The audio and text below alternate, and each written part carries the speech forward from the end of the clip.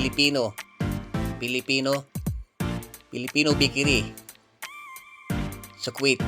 Dito lang yan sa seaside ng Mahabula. Kung gusto nyo kumain ng tinapay, tikman ang tinapay ng Nature Taste. Napakasarap. Marami kayong pagpipilian. Ayan, nakikita nyo sa display. Marami na rin silang brand. Mayroon sila sa Salmiya at sa Hawali, Parwania.